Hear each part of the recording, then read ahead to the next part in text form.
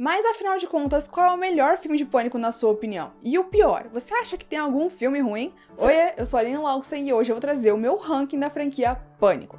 Esse é um vídeo que vocês me pedindo faz muito tempo e eu acho que até faz sentido, já que eu falo da franquia Pânico aqui nesse canal em basicamente todos os vídeos. Eu sempre dou um jeito de mencionar pelo menos um dos filmes e sempre falo que essa é uma das minhas franquias, na verdade, a minha franquia favorita. Então acho que faz sentido vocês quererem que eu faça o meu ranking aqui, mas a questão é, até eu parar pra fazer o ranking de verdade pra esse vídeo, eu não sabia qual era o meu favorito de verdade. Então, eu e você vamos descobrir juntos qual é o meu ranking. Bora nessa? Em quinto lugar, a gente tem Pânico 2, por um único e simples motivo.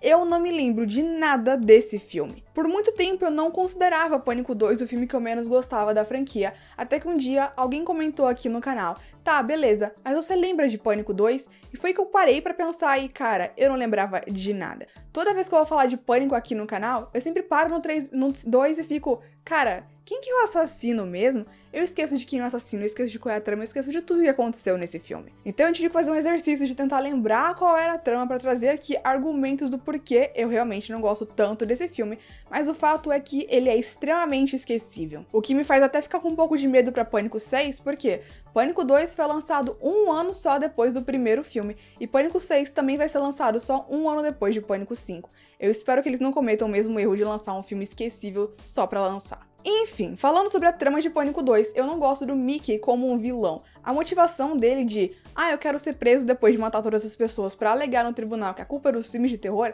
cara, que motivação besta, não faz sentido nenhum.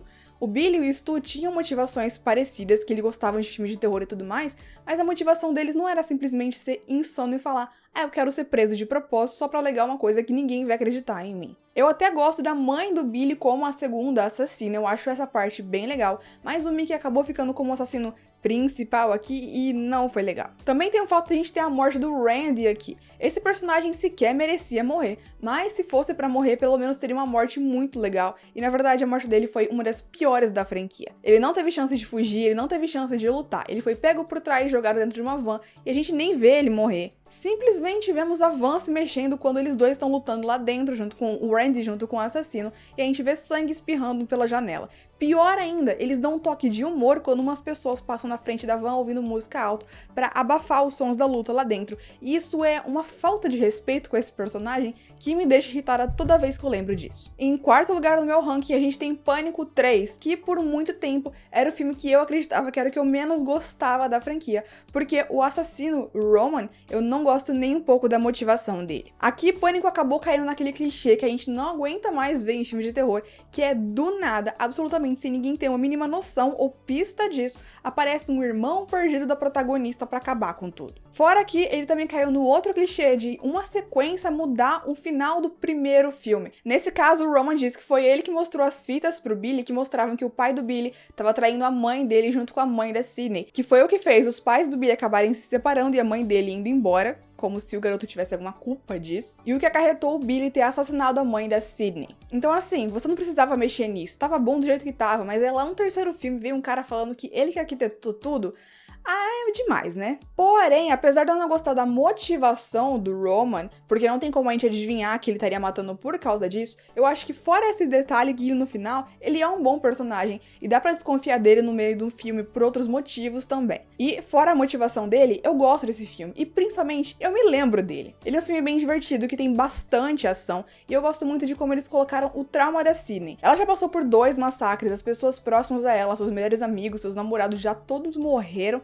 Então ela tá bem traumatizada, e nesse filme a gente vê ela se afastando, morando sozinha, bem longe de todo mundo, porque ela acredita que é isso que ela precisa fazer pra proteger as pessoas que ela ama. Então eu acho que esse foi um detalhe muito legal que agregou à história da Sidney. Aqui a gente também tem o detetive Mark Kincaid, que eu acho que é um ótimo personagem também. Eu desconfiei dele o filme inteiro, e o fato de, no final, ele acabar não sendo assassino e ter virado um amigo, até dando um romance ali com a Sidney, também achei muito legal. Lá no quinto filme a gente descobre que ele e a Sidney se casaram através de uma ceninha bem rápida de um diálogo, mas eu também acho que ficou bem legal a gente ter conhecido esse personagem aqui. Eu acho que ele foi uma ótima adição pra história. Mas, gente, vocês sabem onde mais eu conversei sobre Pânico por 1 hora sem parar, só rasgando elogios a este filme? No podcast 7 Marte. Eu bati um papo com o Daniel, que é o apresentador desse podcast, e foi muito legal. Pânico é um dos filmes favoritos dele, Pânico é um dos meus filmes favoritos, então é basicamente 1 hora da gente falando como a gente ama esse filme e trazendo toda a importância dele pro cinema do terror slasher, do terror no geral e até no próprio cinema. Foi bem legal trocar esse papo com ele, porque o Daniel trouxe muitas coisas sobre Pânico que eu não fazia nem ideia, eu aprendi muita coisa. Esse episódio saiu já na semana passada, mas só deu pra avisar pra vocês aqui no YouTube nesse vídeo. Então eu vou deixar o link do podcast aqui embaixo na descrição, assim que acabar esse vídeo já corre pra lá, pra ter um conteúdo extra adicional. É o primeiro podcast que eu participei, foi uma conversa muito legal e eu fico muito feliz que tenha sido pra falar sobre Pânico.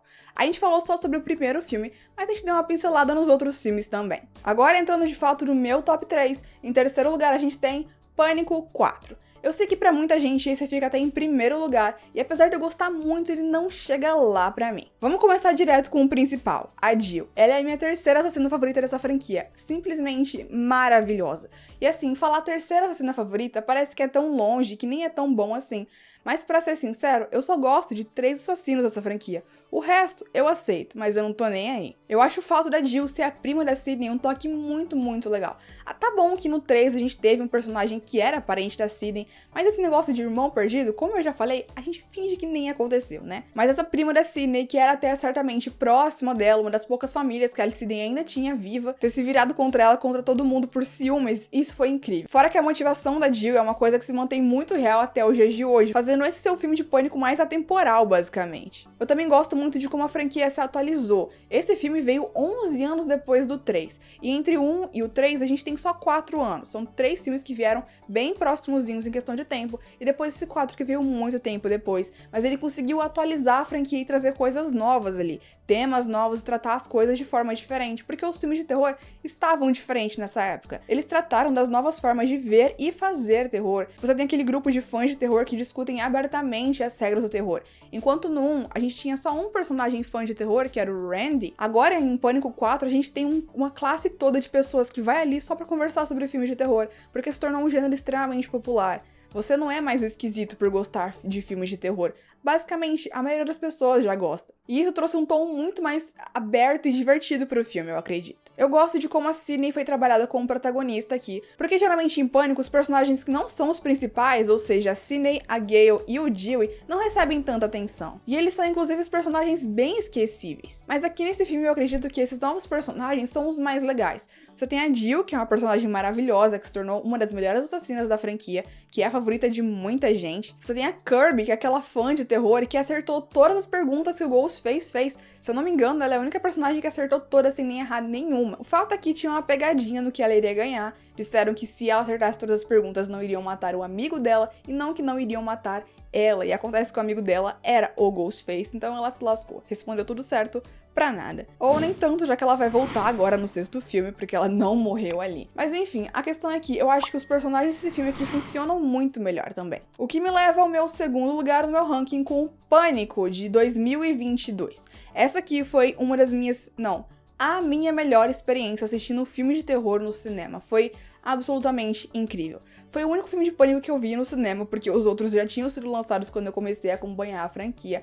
Mas, cara, esse filme é emoção do começo ao fim, e eles têm totalmente noção disso. Esse filme respeita muito os fãs, os personagens, a franquia, a história que eles construíram. E eles sabem que esse filme vai ser muito emotivo pros fãs. Então, cara, eu chorei, mas o filme inteiro foi incrível. Ver esses personagens de volta, dessa forma como eles voltaram, saber o que aconteceu na vida deles depois de tanto tempo, que se passou mais 11 anos depois do último filme, foi incrível. Eu acho que eles agregaram muito à história, muito aos personagens. Eu gostei muito de como eles honraram essa franquia. E o diretor, que faleceu em 2015, então esse é o primeiro filme de Pânico que tem um diretor diferente, mas eles conseguiram fazer um filme que se mantém na linha da franquia, não parece algo distante e diferente. Eu não curti muito os assassinos, pra ser sincero, mas, de novo, dane-se essa parte. O filme consegue se sustentar em muitas outras coisas para que isso não seja um fato que me incomode muito. Como eu disse, eu só gosto de 3 assassinos dessa franquia, então isso também nem é nada demais. Outra coisa muito legal desse filme é que ele tá muito mais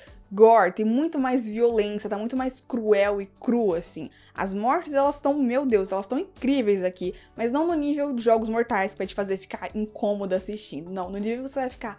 Caramba, os caras estão com sangue no olho. Apesar de eu não gostar da revelação do Ghostface, eu curti muito quem o Ghostface é quando ele tá com o manto. A forma como ele conversou com os personagens, as ligações, os assassinatos em si, tudo eu achei muito, muito legal. A cena de abertura eu também gostei bastante, e assim, comparando ela com a do primeiro filme, eu ainda prefiro a do primeiro filme, mas essa aqui é muito boa também. Então, pra surpresa de basicamente 0 pessoas, em primeiríssimo lugar ficou Pânico, de 1996, o primeiríssimo filme da franquia.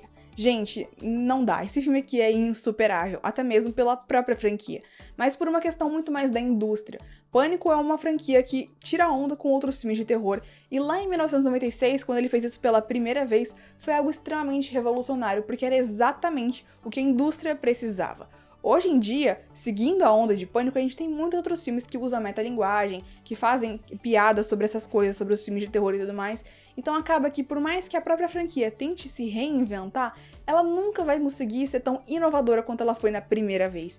E é por isso que esse filme vai continuar pra sempre sendo insuperável. Já que eu acabei de mencionar em Pânico 5, eu já vou começar falando que a abertura de Pânico 1 é a minha abertura favorita da franquia, simplesmente perfeita e maravilhosa. Quando ele liga pra Cassie e faz a perseguição dela lá na casa, incrível.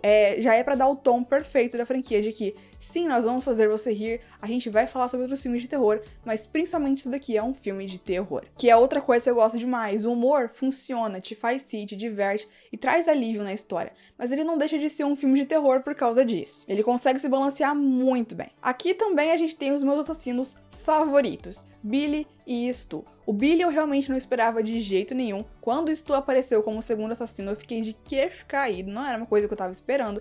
Eu acho que a combinação dos dois juntos é perfeita. A motivação deles também é bem legal, ou a falta de motivação, depende de qual linha você quer seguir, que é uma coisa que eu conversei com o Daniel lá no podcast, que eu nunca tinha visto isso dessa forma, mas o filme ele deixa aberto. O Billy ele fala, não é mais assustador quando não tem motivação? Então você pode acreditar que os dois não têm motivação pra fazer o que eles fizeram, mas depois o Billy diz, se você quer uma motivação, aí ele conta a história de como a mãe da Sidney ficou com o pai da Sidney, blá blá blá blá blá. Então, você pode escolher, se você quer que tenha uma motivação, tem uma motivação bem clara, se não tem. É porque eles são doidos mesmo. E eu acho que isso é muito legal, porque faz com que cada pessoa tenha sua própria visão sobre essa parte. Outra coisa também que eu vi conversando com o Daniel foi que esse filme ele é muito interativo, e eu nunca tinha parado realmente a pensar sobre isso. Justamente por ele ser um whodunit, que é um tipo de filme que você tem que descobrir quem que tá cometendo os crimes, que é exatamente o caso aqui de todos os filmes da franquia, que você tem que descobrir quem que é o Ghostface, ou quem são os Ghostface, você fica prestando muita atenção no filme, em cada um dos personagens, pra ver o que eles estão fazendo, o que eles estão falando, quem que tá se entregando, quais são as pistas. Isso te faz ficar muito ligado no que tá acontecendo. E hoje em dia isso é uma coisa muito importante, principalmente numa época em que a gente assiste filme com o celular na mão o tempo todo, sem prestar muita atenção. E os filmes de pânico são sempre filmes que exigem que você preste muita atenção neles, o que faz com certeza com que você goste muito mais deles. Aqui a gente também tem um personagem Randy sendo introduzido, e é o único filme que a gente tem ele o filme todo, e ele faz parte do que se tornou um clichê, o Monster Kid, que é esse fã de filme de terror dentro de um filme de terror. Geralmente nos outros filmes, o Monster Kid é sempre uma pessoa muito chata, que fica enchendo o saco dos personagens e tudo mais. Mas aqui com o Randy a gente tem um personagem que é realmente legal, interessante. Ele avisa as pessoas dos perigos que elas estão correndo, mas se elas não quiserem escutar eles, o problema é delas. Ele segue as regras e ele consegue sobreviver. Outro motivo pra eu não ter gostado nem um pouco do que fizeram no 2. Eu acho que de todos os Monster Kid que eu já vi, o Randy é a forma mais respeitosa de tratar um fã de terror dentro de um filme de terror. Muito, muito legal. E o fato de não terem feito ele um assassino, eu acho que faz ser mais legal ainda. Mas eu não vou me estender muito nessa parte, porque se você quiser saber de verdade tudo que eu gosto em Pânico, de 1996, clica no link aqui embaixo na descrição pra ouvir o podcast. Cara, é sério, ficou muito legal. Eu descobri muita coisa nova, foi muito legal bater esse papo com o Daniel, que é outro fã desse filme, e eu falei dele sem parar. Simplesmente falei tudo que é pra falar. Então, clique no link aqui embaixo na descrição e eu te vejo lá. Ou você me escuta lá. Eu tenho que me acostumar com esse novo formato de podcast, mas